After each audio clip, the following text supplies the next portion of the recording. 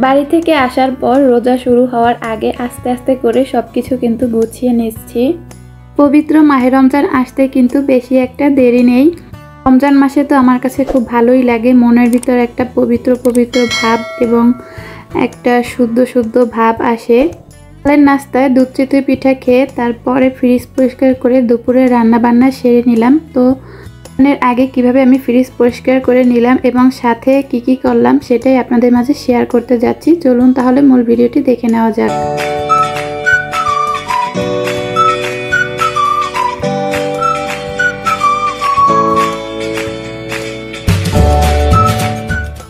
আসসালামু আলাইকুম, hello everyone, আমি স্বপ্নের ব্লগ অ্যান্ড কুকিং চ্যানেল থেকে বলছি। আপনারা সবাই কেমন আছেন? আই হোপ আপনারা সবাই খুব ভালো আছেন।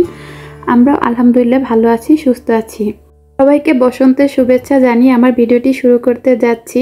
নতুন পাতা দেখলেই মনে হয় যেন বসন্তকাল চলে এসেছে। আর এই যে ছোট ছোট আমের মুকুলও কিন্তু চলে এসেছে, কিন্তু ফুল ধরেছে আম গাছে। রাত্রে থেকে আমার ভিডিওটা শুরু করেছি। রাত্রবেলা আয়ানের বাবা চিতই পিঠা নিয়ে এসেছিল, সাথে ভর্তাও নিয়ে এসেছিল, আর সাথে কিছু প্রয়োজনীয় জিনিসও নিয়ে এসেছিল বাসার দরকার। তো এখানে টোস্ট নিয়ে এসেছিল, তারপরে একটা ফ্রুট বিস্কিট ছিল। বাড়ি থেকে আসার পর দেখলাম যে বাসায় অনেক কিছুই শেষ হয়ে গেছে, তো যা যা লাগে সেটাই নিয়ে এসেছিল। এখানে একটা বাটার স্যান্ডউইচ বিস্কুট নিয়ে এসেছিল, আর পাস্তা নিয়ে এসেছিল, আর এখানে 3টা সাবানগুলোর ঘ্রাণটা ভালো লাগে, কিন্তু একটা সাবান একটু একটু থাকে, মানে মনে হয় যেন 2-3 দিনেই শেষ হয়ে যায়, তার জন্য 3টা নিয়ে এসেছে। আর এদিকে আইনের বাবার একটা শেভ করার জন্য ফোম নিয়ে এসেছে, আর রেক্সোনা ভিমবার সাবান শেষ হয়ে গেছিলো সেটাও নিয়ে এসেছে, আর ধনেপাতা নিয়ে এসেছে।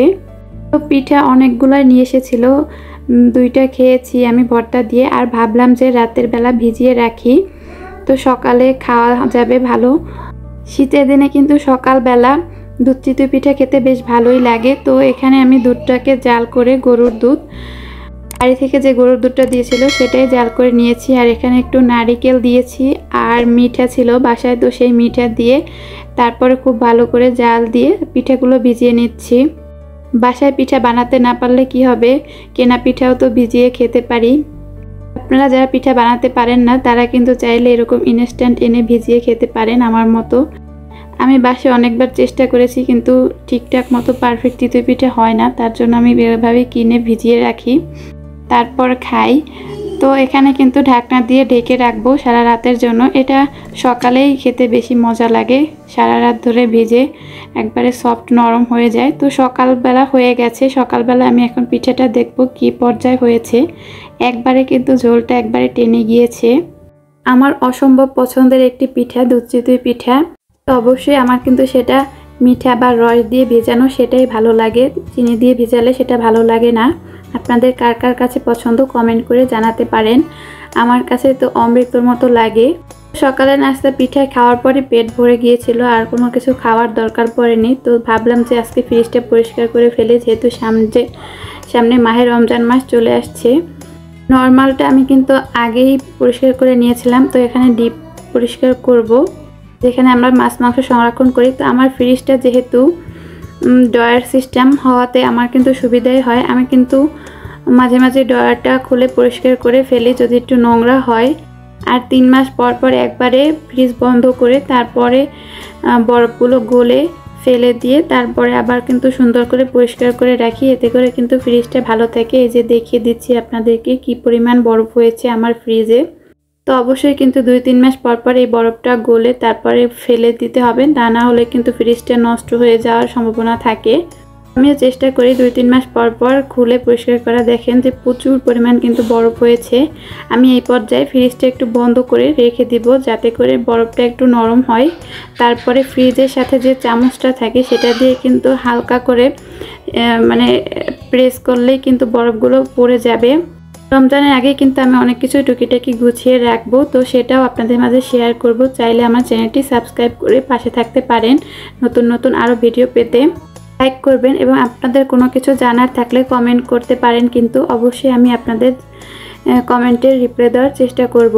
তো আমার কিন্তু ফ্রিজটা বন্ধ করার প্রায় 10 মিনিট পরেই কিন্তু বরফটা নরম হয়ে গিয়েছিল। তো আমি কিন্তু এদিকে ফ্রিজ পরিষ্কার করছিলাম আর রান্নাবান্না করছিলাম, সাথে তার জন্য কিন্তু একটু বেশি পরিমাণেই গলে গেছে। তো সমস্যা নেই, আমি আস্তে আস্তে করে কিন্তু এই যে ফ্রিজে চামচটা দেওয়ার চেষ্টা করবেন। আপনারা কখনোই খুন্তি বা চাকু এগুলো দিয়ে ফ্রিজ পরিষ্কার করবেন না, এতে করে ফ্রিজে দাগ পড়ে যায় এবং ফ্রিজ নষ্ট হওয়ার সম্ভাবনা থাকে। তো ফ্রিজের সাথে যে চামচটা দেওয়া আছে সেটা দিয়ে কিন্তু পরিষ্কার করবেন। যাদের আপনাদের ড্রয়ার সিস্টেম ফ্রিজ না, তারাও কিন্তু এই পদ্ধতিতে পরিষ্কার করতে পারেন। তো আমি ড্রয়ারগুলো খুব ভালো করে ধুয়ে নিচ্ছি। আমি বাথরুমের ভিতরেই কিন্তু ড্রয়ারগুলো নিয়ে এসেছি। এখানে আমি ধোয়াটাই কমফোর্ট ফিল করি, কারণ আশেপাশে যদি ময়লা পড়ে তো ধুয়ে ফেললেই হয়ে যাবে, কোনো সমস্যা হবে না। কিন্তু কিচেন সিঙ্কের উপরে নিয়ে ধুইতে কিন্তু অনেকটাই কষ্ট মনে হয় আমার কাছে, আর ঝামেলারও মনে হয়। আশেপাশে অনেক ছিটে আর হাত থেকে পড়ে যাওয়ার সম্ভাবনা থাকে। তো আমি কিন্তু খুব ভালো করে ভিম বার সাবান দিয়ে ধুয়ে নিচ্ছি।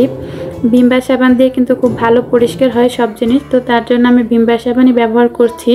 হুইল পাউডারের চাইতে কিন্তু ভিম বার সাবান দিয়ে পরিষ্কার করাটাই ভালো আমার কাছে মনে হয়। তো আমি কিন্তু খুব ভালো করে ধুয়ে নিচ্ছি।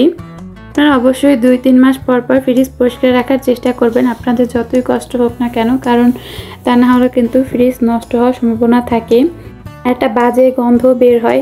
তো আমার যেহেতু ফ্রিজটা ড্রয়ার সিস্টেম হওয়াতে আমি কিন্তু মাঝে মাঝে ড্রয়ারগুলো বের করে ধুয়ে ফেলি। যদি ময়লা দেখি তাইলে ড্রয়ারগুলো কিন্তু খুলে ফেলে তারপর ধুয়ে ফেলি, আর একবারে বরফগুলো 2-3 মাস পর পর তারপরেই কিন্তু পরিষ্কার করি।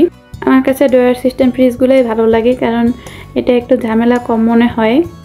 দেখতে দেখতে যদি আমার ভিডিওটি ভালো লেগে থাকে, অবশ্যই আমার চ্যানেলটি সাবস্ক্রাইব করে পাশে থাকবেন এবং পাশে থাকা বেল বাটনটি প্রেস করে রাখবেন, যাতে করে আমি নতুন ভিডিও ছাড়ার সাথে সাথে আপনারা পেয়ে থাকেন এবং সময় সুযোগ করে দেখে নিতে পারেন। লাইক করবেন, কমেন্ট করবেন। যারা অলরেডি আমার চ্যানেলটি সাবস্ক্রাইব করে দিয়েছেন তাদেরকে কিন্তু অসংখ্য অসংখ্য ধন্যবাদ। এভাবেই আমার পাশে থাকবেন। আমি কিন্তু ফ্রিজ পরিষ্কারের পাশাপাশি রান্নাও করতেছিলাম ওই পাশে। তো কী কী রান্না করলাম সেটাও কিন্তু আপনাদেরকে দেখিয়ে দেব। এই যে আমি কিন্তু সব কিছু বের করে নিয়েছি। তো আমার ফ্রিজ ধোয়া শেষ, আমি প্রত্যেকটা ড্রয়ারে আলাদা আলাদা করে রেখে দিয়েছি। মাছ, মাংস এবং নিচের ড্রয়ারে দুধ আছে, এবং এখানে কিন্তু আমার ফ্রোজেন করা কিছু সবজিও ছিল, তো সেগুলোও রেখে দিয়েছি, যেমন টমেটো, মরিচ, নারিকেল, অনেক কিছু ছিল, তো সেটাও রেখে দিলাম। রেখে কিন্তু আমার ফ্রিজ পরিষ্কার করা শেষ। এখন উপরের দিকটা মুছে নিলেই কিন্তু হয়ে যাবে। তো এইদিকে আমি রুই মাছ ভাজি করে নিচ্ছিলাম। ফুলকপি আলু দিয়ে রুই মাছ ঝোল ঝোল রান্না করব। আর এই যে মিষ্টি কুমড়া রান্না করে নিয়েছি চিংড়ি মাছ দিয়ে, এটাই দুপুরের জন্য খাওয়া দাওয়া, এটা দিয়ে দুপুরের খাওয়া দাওয়া করব।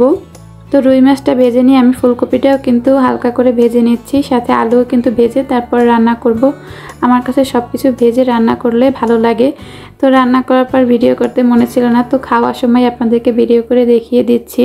তো ফ্রিজ পরিষ্কার করতে করতে অনেকটাই ক্লান্ত লাগছিল, ক্ষুধাও পেয়েছিল, তো খাওয়ার জন্য বসে গেলাম একবারে পাতিল সহই।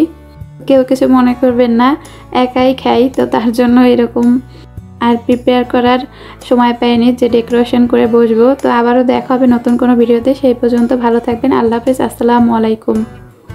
ধন্যবাদ সবাইকে।